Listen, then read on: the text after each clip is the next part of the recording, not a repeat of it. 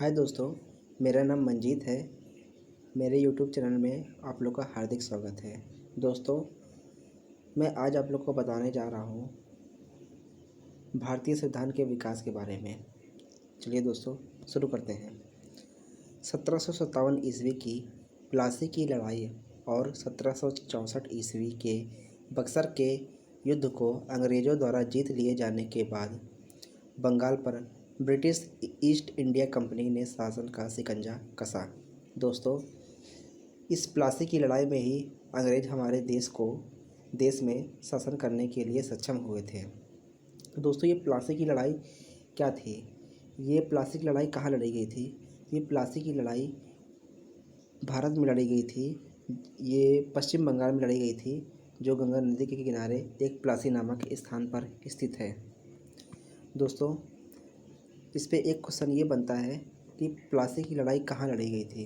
तो दोस्तों, आंसर है कि प्लासी की लड़ाई इंडिया में, भारत में, पश्चिम बंगाल में लड़ी गई थी। और चलिए आगे शुरू करते हैं। इस शासन को अपने अनुकूल बनाए रखने के लिए अंग्रेज़ों ने समय समय पर कई एक्ट पारित किए, जो भारतीय संविधान के विकास की सीढ़ियाँ बनती चली गईं। दोस्तों, 1700 इस लड़ाई में इसकी लड़ाई कब हुई थी?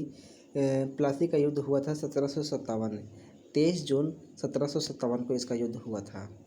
तो 1773 ईस्वी का रेगुलेटिंग एक्ट, इस अधिनियम का अत्यधिक संवैधानिक महत्व है।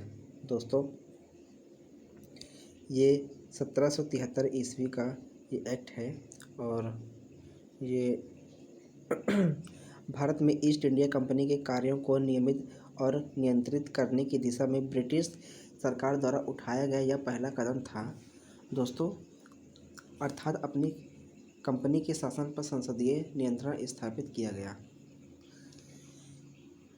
दूसरा था, इसके द्वारा पहली बार कंपनी के प्रशासनिक और राजनीतिक कार्यों को मान्यता मिली थी। दोस्तों, तो इसका प्लासी की लड़ाई जो है हमारे लिए बहुत मायने रखती है, हमारे संविधान के लिए। तो प्लासी की लड़ाई और इसका जो तीसरा था एक्ट, इसके द्वारा केंद्रीय प्रशासन की नींव रखी गई थी। तो दोस्तों